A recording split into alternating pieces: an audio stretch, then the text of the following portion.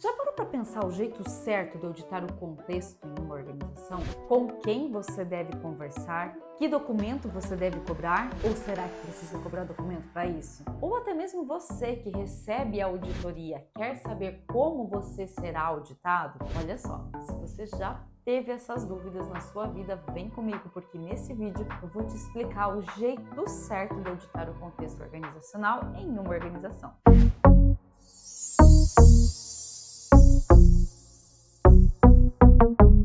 Olá, eu sou a Marilis Kuligoski, auditora, líder e especialista em sistemas de gestão da qualidade. E esse é um canal que foi feito sob medida para você que também deseja crescer nessa área.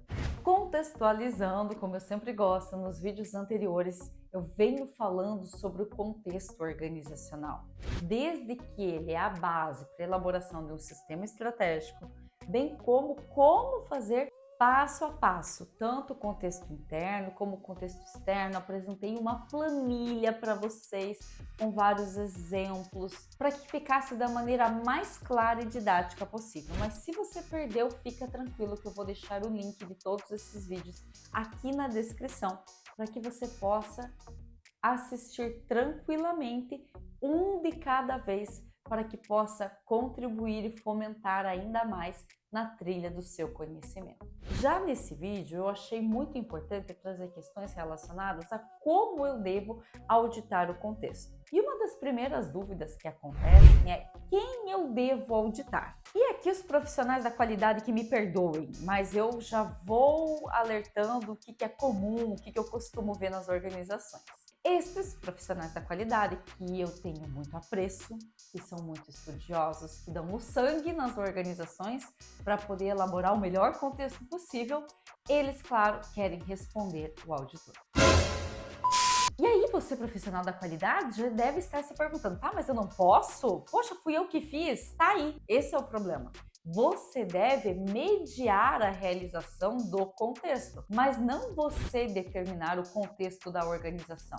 Afinal de contas, a pessoa que será diretamente impactada por um cenário positivo ou negativo é a alta direção. E dentro desses impactos, podemos considerar perdas financeiras, baixa qualidade dos produtos ao cliente, isso considerando um cenário pessimista, mas também um cenário otimista de um acerto de uma estratégia que possa fomentar ainda mais o lucro dos produtos ou serviços daquela empresa. Então, eu creio que você já percebeu que o contexto, o bom auditor deve avaliar com a alta direção. Ele é o maior interessado em entender como as coisas vão na sua empresa. É otimista ou pessimista? E no pior dos casos, se for pessimista, o que é que a sua equipe está fazendo para alcançar o objetivo desejado? E olha só que interessante, voltando àquela questão que o profissional da área da qualidade deve mediar tudo isso.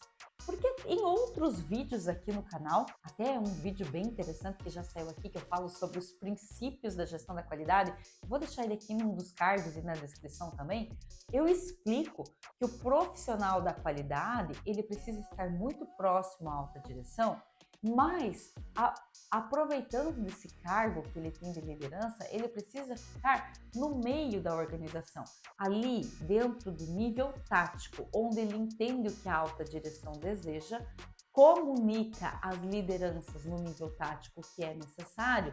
É muito importante compreender aqui que o papel do profissional da qualidade é articular adequadamente as coisas. Sim, ele tem todo o conhecimento, mas é muito importante que ele entenda no nível estratégico o que a alta direção deseja para que seja comunicada às lideranças no nível tático e as lideranças, por sua vez, comuniquem a força operacional. Até porque nos vídeos anteriores eu expliquei que todas as ações que são realizadas para mitigar riscos ou aproveitar oportunidades devem ser executadas dentro dos processos.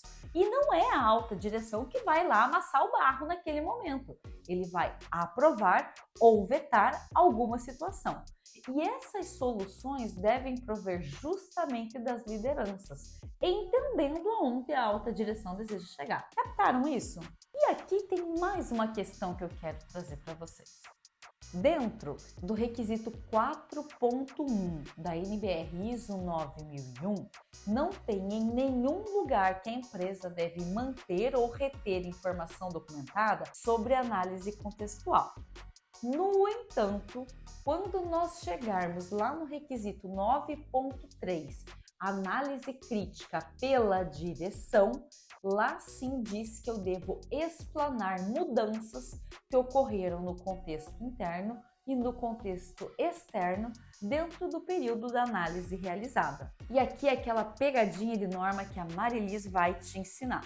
Portanto, mesmo que não esteja escrito, é uma boa prática sim manter informação documentada sobre o contexto inicial para que lá na análise crítica eu possa relatar se houve mudança nos cenários previstos. Captaram? Logo, respondendo aquela pergunta que não quer calar, o auditor deve sempre sim auditar a alta direção para avaliar como aquele empresário percebe o contexto da organização no momento em que aqueles fatos foram estudados. E se a organização disser que ela documentou apenas na ata de análise crítica e essa ata demonstra se ocorreram mudanças ou não, tudo bem, nós podemos aceitar.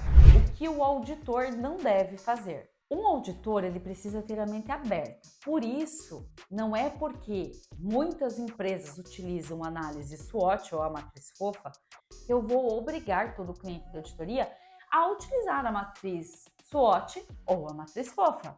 Se o seu cliente lhe apresentar numa planilha em Excel, você pode aceitar? Sim, você pode. Se o seu cliente lhe apresentar num caderninho que tenha revisão controlada adequadamente, que tenha todos os cuidados com a informação documentada, você pode aceitar. Se o seu cliente lhe apresentar num sistema informatizado, você pode aceitar? Pode, desde que exista backup também dessas informações. Eu preciso proteger a informação documentada. Então, o auditor ele tem que ter a mente muito aberta. Coisas que acontecem na auditoria.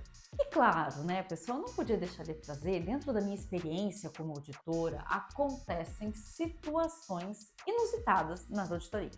E eu tô louca para contar para vocês, até porque vocês vão passar por isso na vida de vocês, na carreira enquanto profissionais da qualidade, consultores e auditores em sistemas de gestão da qualidade. Eu chegar numa empresa para fazer uma auditoria e perguntar questões relacionadas ao contexto.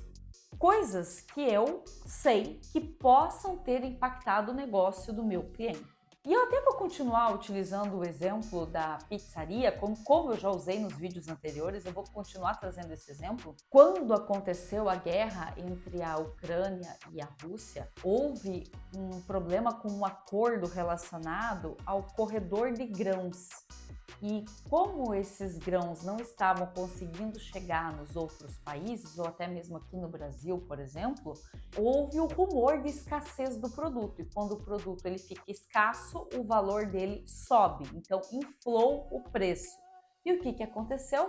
As pizzarias precisaram repassar este custo aos clientes. Então, era muito comum eu estar auditando empresas no segmento e perguntando se houve alguma mudança no contexto recentemente. E eles olhavam para mim e faziam assim: não aconteceu nada demais que tenha impactado o nosso negócio. Não, aqui não, nada pode impactar. E aí, claro, o bom auditor, conversando com outros colaboradores, em especial pelo nosso conhecimento, colaboradores do processo comercial, nós questionamos se houve algum tipo de reajuste de preço nos últimos tempos e o motivo. E aí, pessoal, é muito comum esse pessoal, o gerente da área comercial, falar: não, nós precisamos revisar os preços por conta da inflação. Poxa, pessoal, eu já não expliquei nos vídeos anteriores que falar de contexto externo é falar de economia, de ambiente internacional? E aí eu pergunto para vocês, por que as organizações não consideram isso no seu negócio? E aí cabe o papel do bom auditor. Explicar que essa cobrança que existe da norma é justamente para fomentar a lucratividade do empresário, colocar ele para pensar, jamais dar uma consultoria durante a auditoria, mas colocando questões que ele pare e pense: poxa, se a minha equipe gerencial tivesse feito isso, talvez eu estaria mais à frente do meu tempo. Então, se você deseja se tornar um bom auditor, é necessário também estudar um pouquinho sobre macroeconomia. E você não precisa nem investir em grandes cursos, é claro, se você investir é muito melhor. Mas estar atento a páginas de notícias, estar informado com relação ao que está acontecendo. Não queira você também ser um profissional da área da qualidade que está por fora de tudo. Aquela pessoa do tipo assim, ai, eu odeio política, eu não gosto de política. Pessoal, vamos amadurecer, né? Vocês viram nessa sequência de vídeos que questões relacionadas à política, economia, cultura, legislação, tecnologia, tudo isso vai impactar no sucesso de um negócio. Então, se você quer se tornar um profissional diferenciado, estude. E esse meu estudo não é no sentido de buscar graduações, mas faça cursos, esteja atento a páginas de notícias, esteja pelo menos no mínimo informado, para que você consiga discutir à altura com alguém de um cargo maior do que o seu. Afinal de contas, como é que você deseja ser promovido se você não consegue continuar um diálogo com o seu gestor, por exemplo?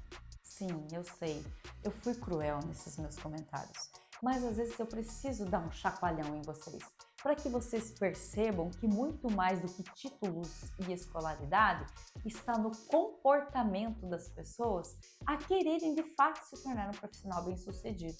E para isso não são só títulos, e sim cursos, informações, atualizações de mercado, tudo isso vai te fazer um profissional mais completo. E falando em cursos, claro, não posso deixar de falar do meu curso de formação de auditores internos da qualidade, porém de alto nível, o único no mercado, que além das aulas gravadas, tem tira dúvidas ao vivo com a sua instrutora. Eu vou deixar o link aqui na descrição para que você possa sim falar a linguagem da sua profissão, se tornar um auditor, um consultor, conseguir a promoção que você tanto deseja ou até mesmo triplicar o valor da sua hora. E se você ainda não se inscreveu, aproveite, se inscreva agora mesmo, porque os próximos vídeos vão ser como essa sequência com conteúdos interrelacionados para fomentar a trilha do seu conhecimento. E antes de sair daqui, dá uma olhada nesses outros vídeos que eu separei para vocês.